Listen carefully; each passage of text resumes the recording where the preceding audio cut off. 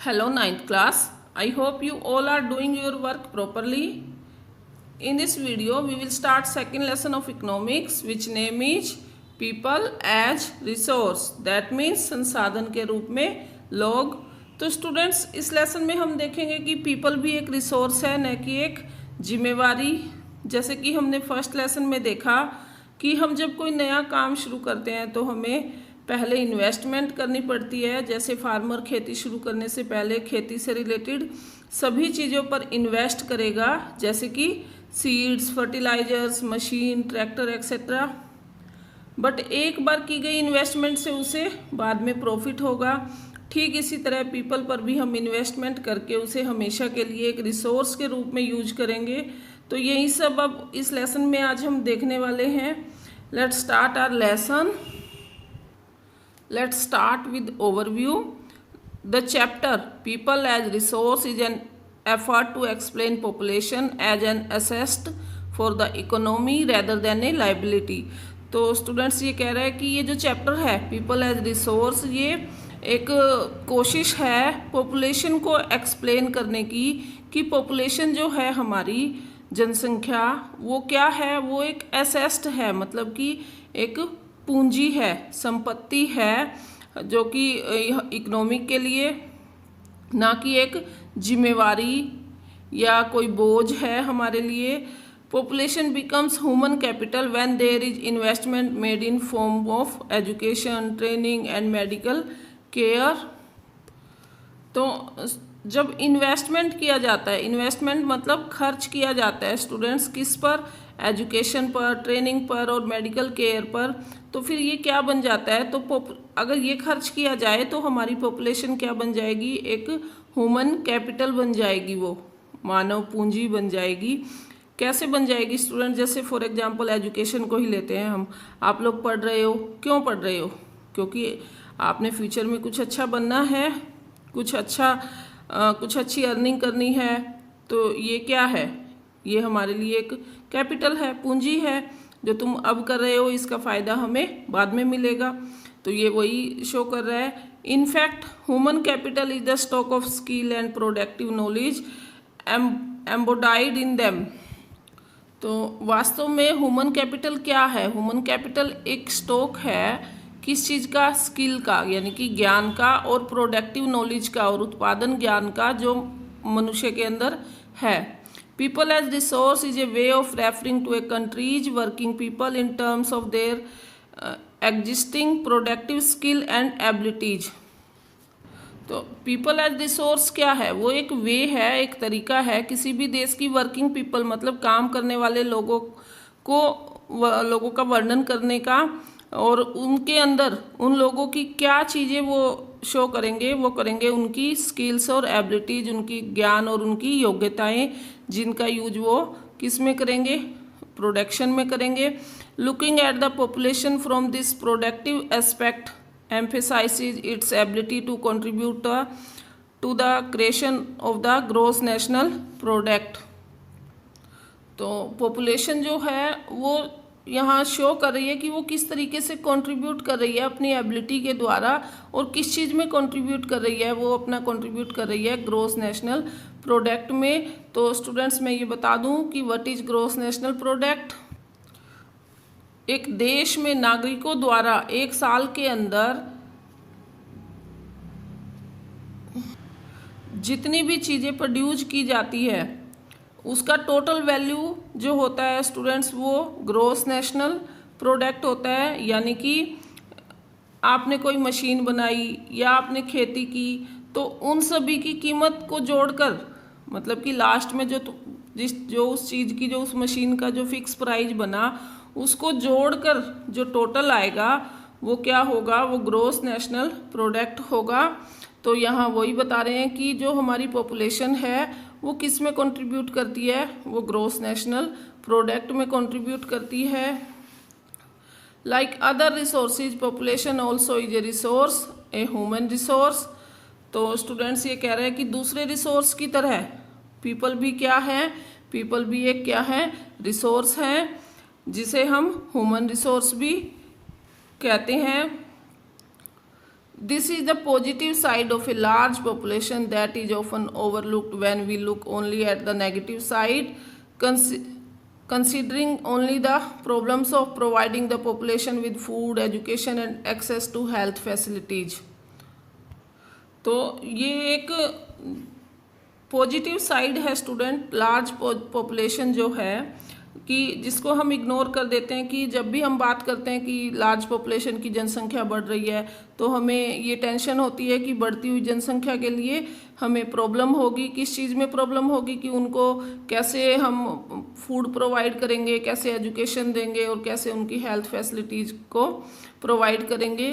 तो लेकिन अगर हम पॉजिटिव साइड देखें, मतलब कि हमने क्या देखा अभी तक, नेगेटिव देखा कि पॉपुलेशन बढ़ेगी तो डिमांड भी बढ़ेगी, खर्चे भी बढ़ेंगे जिनको पूरा करना बहुत ज़्यादा मुश्किल हो जाएगा। लेकिन इसका पॉजिटिव साइड अगर हम देखें तो पॉपुलेशन बढ़ेगी तो हमारे रिसोर्स भी तो बढ़ेंगे, ह्यूमन रिसोर्स भी तो बढ़ेगा।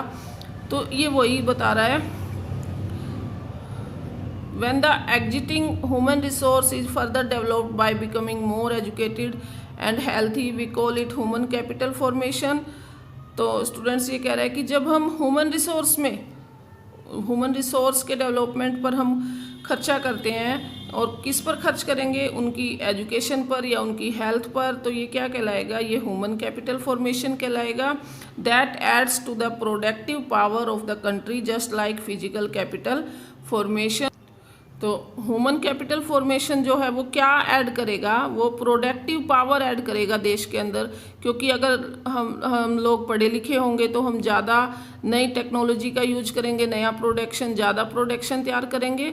तो ये ठीक ऐसे ही जैसे कि फिजिकल कैपिटल फॉर्मेशन होती है वैसे ही ये काम करेगा स्टूडेंट्स। तो फिजिकल कैपिटल मैं बताऊँ, जैसे कि सपोज हमने लैंड खरीदी, अब अगर हम उस लैंड को 10 साल बाद बेचते हैं तो हमें क्या होगा, प्रॉफिट होगा, क्योंकि उसका रेट क्या हो गया, बढ़ गया। तो ये क्या था, ये हमने इन्वेस्ट किया लेकिन 10 साल बाद जाकर हमें उसका प्रॉफिट भी मिला। ठीक ऐसे ही हमारे पीपल पर होता है कि उन पर किया गया इन्वेस्टमेंट का हमें बाद में हमें भी और हमारी फैमिली को भी और हमारी कंट्री को भी, सभी को इसका फ़ायदा होगा। इन्वेस्टमेंट इन ह्यूमन कैपिटल, अब देखो ह्यूमन कैपिटल में इन्वेस्टमेंट किस चीज़ की करेंगे, through education, training, medical care, यानी कि पढ़ाई के द्वारा, शिक्षा के द्वारा, ट्रेनिंग देकर या फिर मेडिकल सुविधाएं देकर। Yield A return just like investment in physical capital, तो ये हमें रिटर्न मतलब वापस मिलेगा जैसे कि फिजिकल कैपिटल में होता है। जैसे मैंने लैंड वाला अभी एग्जांपल दिया, ठीक वैसे। और जैसे अब आप लोग पढ़ रहे हो, आपके पेरेंट्स आपके ऊपर इन्वेस्ट कर रहे हैं, लेकिन कुछ सालों बाद ये इन्वेस्टमेंट हमें क्या होगा कि आप लोग रिटर्न में क्या दोगे अपने पेरेंट्स को, एक अच्छी अर्निंग, एक अच्छा फ्यूचर। तो ये वही बता रहे हैं, this can be seen directly in the form of higher incomes earned because of higher productivity of the more educated or the better trained person. अब ये कह रहे हैं कि ये देखी जा सकती है कि हायर इनकम किसकी होगी, मतलब बहुत ज़्यादा सैलरी किसकी होगी, और हायर इनकम किस वजह से होगी, हायर इनकम होगी हायर प्रोडक्टिविटी की वजह से। मान लो कि कोई जितना ज़्यादा अच्छा, कोई जितनी ज़्यादा टेक्नोलॉजी यूज करके ज़्यादा डिमांडिंग वाला काम पूरा करता है तो उसकी अर्निंग भी क्या हो जाएगी, ज़्यादा हो जाएगी। और ये पॉसिबल होगा किसकी वजह से, क्योंकि वो एजुकेटेड है, एक पढ़ा लिखा बंदा ही कुछ नया कर सकता है, काफ़ी सारी टेक्नोलॉजी का यूज कर सकता है। और या तो एक एजुकेटेड व्यक्ति करेगा या फिर एक बेटर ट्रेन पर्सन, जो एक अच्छा ट्रेंड व्यक्ति, as well as the higher productivity of healthier people. और इसके साथ साथ हायर प्रोडक्टिविटी कौन कर सकता है, ज़्यादा अच्छा काम कौन कर सकता है, एक हेल्थियर पीपल, मतलब एक स्वस्थ व्यक्ति। एक स्वस्थ व्यक्ति भी बहुत अच्छा काम कर सकता है। अगर व्यक्ति स्वस्थ ही नहीं होगा, उसे कोई बीमारी है, तो उसका काम में मन नहीं लगेगा। तो यहाँ स्टूडेंट्स ग्रीन रेवोल्यूशन का एक एग्जाम्पल दिया है कि भारत में ग्रीन रिवोल्यूशन से क्या हुआ। अब मैंने पहले भी बताया था कि ग्रीन रेवोल्यूशन क्या थी, ये थी कि खेती में नए तरीके यूज करना, मशीन्स यूज करना, इलेक्ट्रिसिटी यूज करना, और जिससे कि क्या हो, प्रोडक्शन ज़्यादा हो। तो ये कैसे पॉसिबल हुआ, ये पीपल से ही पॉसिबल हुआ। जैसे जैसे लोग एजुकेटेड हुए, लोगों में स्किल बढ़ा, तो उन्होंने क्या किया, खेती में नए मेथड्स यूज करके प्रोडक्शन को बढ़ाया। तो यहाँ इसी का एग्जाम्पल दिया है। नीचे ये डिस्कशन है स्टूडेंट्स। ये थोड़ा मैं बता दूं कि ये कह रही है what is human resource. Human resource क्या है? इज इट लाइक लैंड और लेबर? क्या ये भूमि और श्रम के समान है? It is more than that, तो ये कह रहा है कि ये इससे भी ज़्यादा है। व्हाट इज ह्यूमन कैपिटल, तो मानव पूंजी क्या है? इज इट लाइक रुपी, पैसे और डॉलर? क्या ये है? फिर ये कह रहा है it is more than that, और ये इससे भी ज़्यादा है। तो बिल्कुल सही बात है स्टूडेंट्स कि ये सारी चीज़ें तो मनुष्य के द्वारा बनाई गई है, यानी कि मनुष्य तो इनसे भी ज़्यादा है।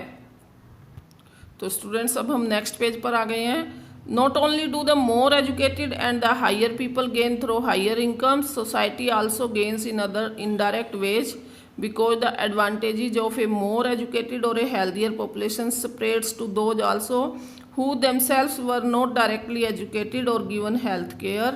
तो स्टूडेंट्स ये कह रहा है कि जो अच्छी आय होगी, हमारी इनकम ज़्यादा होगी, उसका लाभ, उसका फ़ायदा जो है वो ना सिर्फ वो एक एजुकेटेड व्यक्ति को ही होगा, बल्कि सोसाइटी को भी होगा, हमारे समाज को भी होगा। इनडायरेक्टली हमारा समाज भी डेवलप करेगा, और इनके साथ साथ मतलब कि एजुकेटेड व्यक्ति के साथ और हेल्दियर व्यक्ति के साथ साथ ये उन लोगों में भी फैलेगा जो कि एजुकेटेड नहीं है या हेल्थी नहीं है। फॉर एग्जांपल, अगर पढ़कर एजुकेशन गेन करके कोई डॉक्टर बनता है तो वो डॉक्टर बनेगा, उसके बाद वो अनएजुकेटेड लोगों का भी तो ट्रीटमेंट करेगा।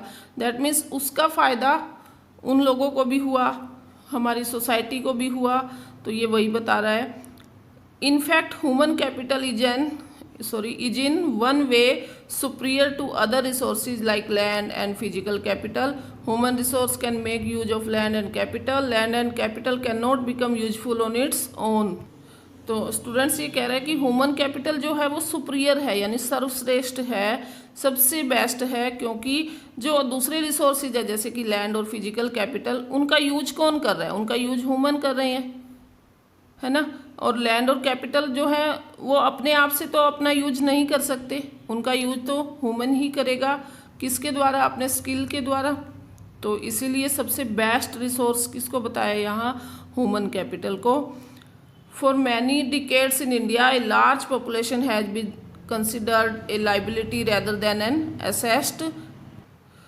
तो अनेक दशकों से भारत में लार्ज पॉपुलेशन को माना जाता है कि वो लाइबिलिटी है, मतलब कि वो क्या है?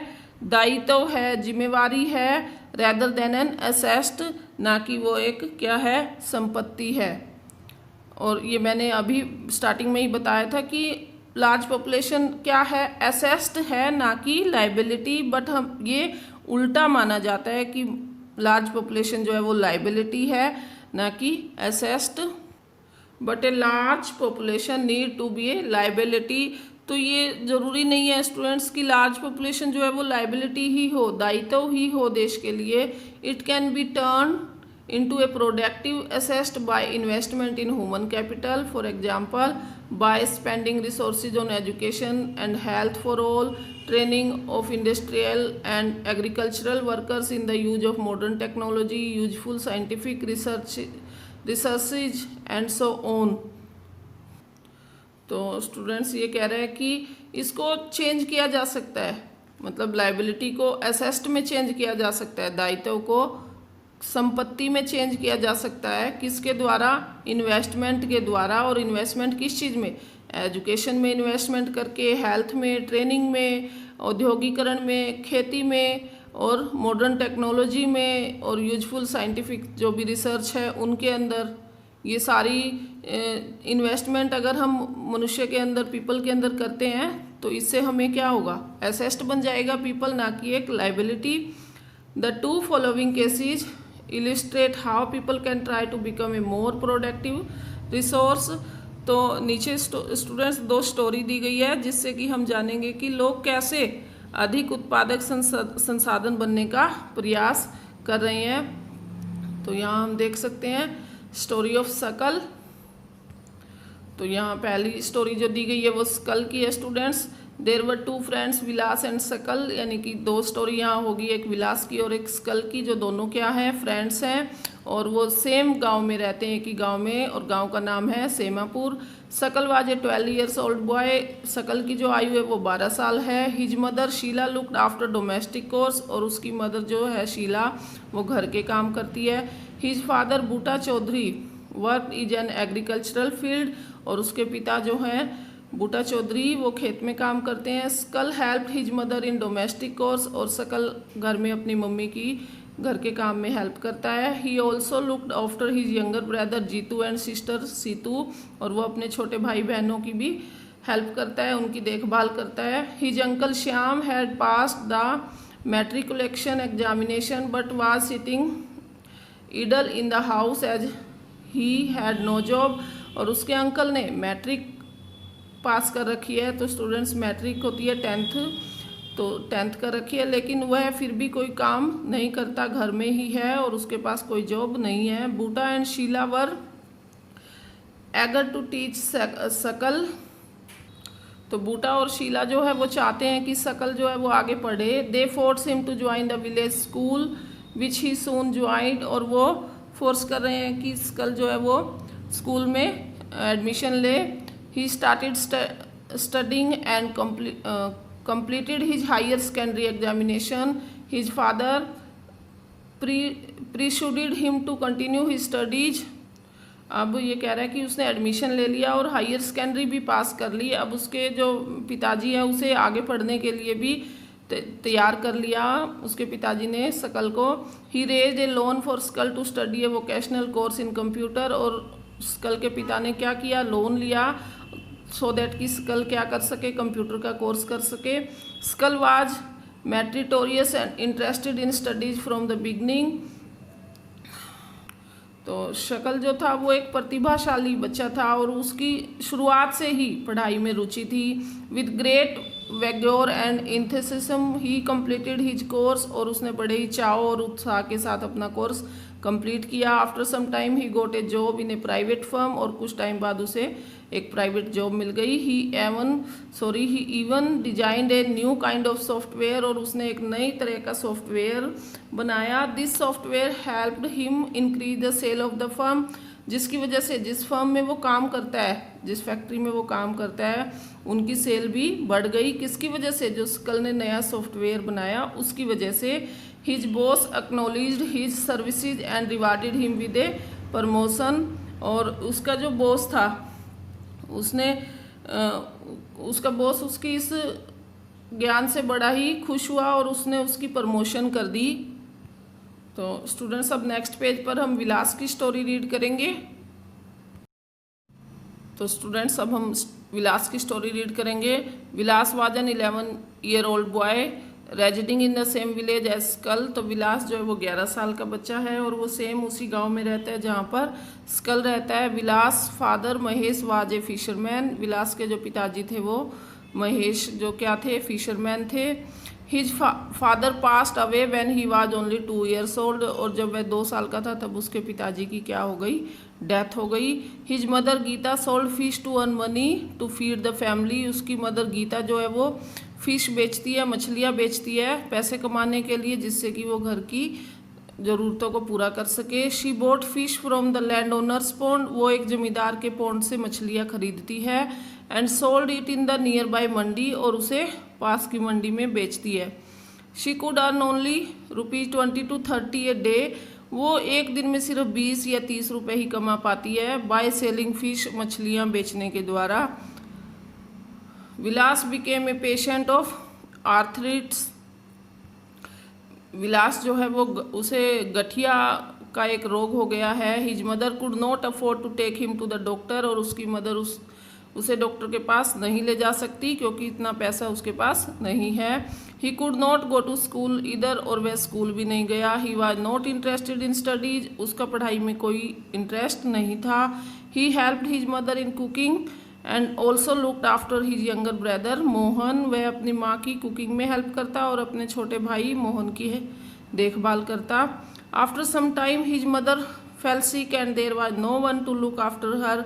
और कुछ टाइम बाद उसकी मदर भी बीमार हो गई और अब उनके घर में कोई भी उनकी देखभाल करने वाला नहीं बचा। There was no one in the family to support them, और उनकी फैमिली को सपोर्ट करने वाला भी कोई नहीं था। Vilas too was forced to sell fish in the same village. अब विलास को भी क्या करना पड़ा, उसी गांव में मछलियां बेचने के लिए बाध्य होना पड़ा। He like his mother earn only a मैर्गी इनकम, और अपनी मदर की तरह वह भी बहुत कम ही पैसे कमा पाता था। In the two case studies we saw Sakal went to school and Vilas did not go. तो इन दोनों ही स्टोरी में हमने देखा कि स्कल स्कूल जाता था और विलास नहीं जाता था। Sakal was physically strong and healthy. Sakal जो था वो शारीरिक रूप से क्या था, वो स्वस्थ था। There was no need for him to visit the doctor frequently, और उसे बार बार डॉक्टर के पास जाने की ज़रूरत नहीं थी। Vilas was a patient of arthritis. Vilas क्या था, गठिया का पेशेंट था। He lacked the means to visit the doctor, और उसे डॉक्टर के पास जाना पड़ता था, लेकिन उसके पास इतने पैसे नहीं थे। Sakal acquired a degree in computer programming. Sakal के पास एक कंप्यूटर कोर्स की डिग्री थी। Sakal found a job in a private firm while Vilas continued with the same work as his mother. Sakal को क्या मिल गई, एक फर्म में प्राइवेट जॉब मिल गई, लेकिन विलास को अपनी सेम उसकी माँ जो काम करती थी वही काम करना पड़ा। हर अर्नड ए मार्गी income like his mother to support a family, और उसकी मदर की तरह उसकी इनकम भी, विलास की इनकम भी क्या थी, कम थी। In the case of Sakal several years of education added to the quality of labour. अब ये कह रहा है कि स्कल के केस में क्या हुआ कि काफ़ी सालों की उसकी जो पढ़ाई थी, जो उसने काफ़ी साल पढ़ाई पर टाइम लगाया, उससे उसकी क्या बढ़ गई, उससे क्वालिटी बढ़ गई उसकी लेबर की, मतलब उसकी काम करने की क्षमता, उसकी स्किल, सब क्या हो गया, एजुकेशन के द्वारा बढ़ गया। This enhanced his total productivity, जिससे कि उसकी टोटल उत्पादकता वृद्धि भी क्या हुई, बढ़ गई। Total productivity adds to the growth of the economic, और जिससे कि उसकी प्रोडक्टिविटी बढ़ी, जिससे कि ग्रोथ ऑफ इकोनॉमी हुई, यानी कि पैसा कमाने की जो उसकी पावर थी वो ज़्यादा हुई। जैसे हमने देखा कि उसने सॉफ्टवेयर बनाया, जिससे कि उसकी जिस फर्म में वो काम करता था वहाँ अच्छा उनको बेनिफिट हुआ। तो ये वही है, this is turn page and individual through salary और in some other form of his choice, यानी कि इससे अब उसके पास जो उसका रिटर्न आया, जो उसकी मेहनत का जो उसे फल मिला, वो क्या मिला, सैलरी के रूप में, और भी कई चीज़ें जो उसकी पसंद की थी। फॉर एग्जांपल उसकी प्रमोशन हुई, उस प्रमोशन से उसकी सैलरी इंक्रीज हुई। In case of Vilas there could not be any education और health care in the early part of his life. अब विलास के केस में क्या नहीं था, कोई एजुकेशन नहीं थी, कोई हेल्थ केयर नहीं थी, जो उसकी लाइफ का कोई पार्ट ऐसा नहीं था। He spends his life selling fish like his mother, और उसने अपनी जीवन गुजार दिया कैसे, मछलियाँ बेचते हुए, जैसे उसकी मदर बेचती थी। Henceforth he draws the same salary of unskilled labour as his mother. तो वो अपनी माँ की तरह ही एक अनस्किल्ड लेबर की तरह पैसे प्राप्त करता था। स्किल्ड लेबर हम उसे कहेंगे स्टूडेंट्स जो कि एजुकेटेड पर्सन हो, तो वो स्किल्ड लेबर कहलाता है। और जो ये मैं नीचे कर देती हूँ, स्किल्ड लेबर जो एजुकेटेड व्यक्ति होगा वो स्किल्ड कहलाएगा, और जो अनएजुकेटेड होगा वो क्या कहलाएगा, अनस्किल्ड। तो अनस्किल्ड के अकॉर्डिंग ही उसे क्या मिलते थे, पैसे मिलते थे। आगे चलते हैं हम। Investment in human resource via education and medical care. अब ह्यूमन रिसोर्स में इन्वेस्टमेंट करना किसके द्वारा, एजुकेशन और हेल्थ फैसिलिटीज के द्वारा। Can give high rates of return in the future, और ये क्या दे सकते हैं, फ्यूचर में हाई रेट्स वापस कर सकते हैं। फॉर एग्जांपल मैंने आपका एग्जांपल दिया था कि आप लोग अभी पढ़ रहे हो, आपके पेरेंट्स इन्वेस्ट कर रहे हैं आपके ऊपर, और कुछ सालों के बाद आप क्या रिटर्न करोगे, एक अच्छी अर्निंग, जिससे कि सभी फैसिलिटीज, सभी की नीड्स पूरी होंगी घर की। This investment on people is the same as investment in land and capital, और ये इन्वेस्टमेंट सेम ऐसे होगी जैसे कि लैंड में करते हैं, कैपिटल। ये एग्जांपल मैंने पहले भी दिया था कि अगर हम एक बार लैंड खरीद लेते हैं, बाद में उसे बेचते हैं, तो हमें उससे क्या होगा, प्रॉफिट होगा, क्योंकि वो उसका रेट क्या होगा, बढ़ जाएगा। ठीक ऐसे ही अब की इन्वेस्टमेंट जो आप पर एजुकेशन पर हो रही है वो आगे जाकर हमें बढ़कर मिलेगी। One invest in shares and bonds expecting higher return in the future. तो ये बता रहा है कि व्यक्ति जो है शेयर मार्केट में पैसा लगाता है, बॉन्ड्स में पैसा लगाता है, वो इसीलिए लगाता है कि उसे फ्यूचर में क्या मिले, हायर रिटर्न मिले, कि मतलब ज़्यादा होकर उसे वापस मिले। A child who with investments made on her education and health can yield a high return in the future in the form of higher earnings and greater contribution to society. तो एक बच्चा भी जिसके ऊपर का इन्वेस्टमेंट किया गया है, जिसकी एजुकेशन पर और जिसकी हेल्थ पर, एजुकेशन और हेल्थ पर इन्वेस्टमेंट किया गया है एक बच्चे की, तो वो बाद में क्या रिटर्न करेगा, उसको वो रिटर्न करेगा फ्यूचर में हायर अर्निंग की, एक उच्च इनकम उसकी होगी, और ग्रेटर कंट्रीब्यूशन टू सोसाइटी, और समाज में भी उसका एक बड़ा योगदान होगा। Educated parents are found to invest more heavily on the education on their child. तो ये स्टूडेंट्स ये कह रहे हैं कि एजुकेटेड पेरेंट्स जो होते हैं, जो पढ़े लिखे पेरेंट्स होते हैं, वो अपने बच्चे की एजुकेशन पर ज़्यादा इन्वेस्ट करते हैं। This is because they have realise the importance of education for themself. ये इसलिए होता है कि उन्हें एजुकेशन की इम्पोर्टेंस का अनुभव होता है। They are also conscious of proper nutrition and hygiene, और वो हमेशा चिंतित रहते हैं प्रॉपर न्यूट्रिशन बच्चे को देने के लिए, और हाइजीन मतलब स्वच्छता से रिलेटेड, स्वास्थ्य साफ सफाई से रिलेटेड बच्चे को वो नॉलेज देते रहते हैं। They accordingly look after their childrens needs for education at school and good health. और वो अपने बच्चे की नीड्स को देखते रहते हैं according to education at school, या फिर उसके गुड हेल्थ से रिलेटेड जो भी नीड्स हैं वो बच्चे की अच्छे से देखभाल करते हैं। A virtuous cycle is thus created in this case. और इस केस में एक अच्छा चक्र बनता है जिसका रिजल्ट भी अच्छा आता है। In contrast a vicious cycle में be created by advantaged parents who themselves uneducated and lacking in hygiene keep their children in a similarly disadvantaged state।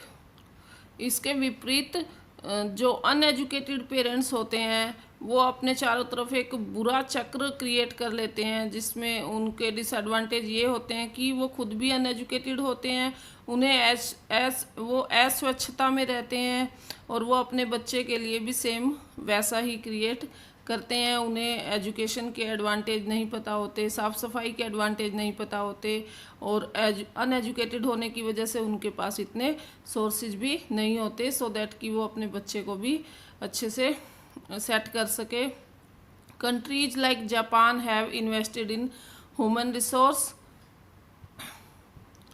तो ये जापान देश जो है स्टूडेंट्स, जापान जैसे देशों ने अब ह्यूमन रिसोर्स पर इन्वेस्ट किया है अपना पैसा। They did not have any natural resource, और उनके पास कोई नेचुरल रिसोर्स नहीं है। These countries are developed rich countries, और ये जो देश है ये अच्छे से विकसित है, अच्छे से रिच कंट्री है ये। They import the natural resource needed in their country, और वो उन नेचुरल रिसोर्स का इंपोर्ट करते हैं जो उनकी कंट्री को ज़रूरत होती है। How did they become rich developed, और ये कैसे बने रिच और विकसित देश कैसे बने। They have invested on people specially in the field of education and health. तो ये इस तरह से बने स्टूडेंट्स कि इन्होंने जो इन्वेस्ट किया वो लोगों पर किया, और लोगों की किस चीज़ पर किया, लोगों की एजुकेशन और हेल्थ पर किया, जिससे कि ये क्या बने, रिच और डेवलप बने। क्योंकि एजुकेशन से इनके पास नई नई टेक्नोलॉजी आई, और हेल्थ से अगर हेल्थ अच्छी है तो ऑब्वियसली वहाँ का डेवलपमेंट, लोगों का डेवलपमेंट अच्छा होगा। These people have made efficient use of other resource like land and capital, और इन लोगों ने फिर क्या बनाया, और भी इफ़िशेंट बनाया दूसरे रिसोर्सेज को, जैसे कि लैंड और कैपिटल, इनका जो यूज है वो और भी अच्छे से किया। Efficiency and the technology evolved by people have made these countries rich developed, और इन लोगों ने जो कुशलता और जो टेक्नोलॉजी का जो विकास किया, इसकी वजह से ये क्या बने, रिच और डेवलप्ड कंट्री बने।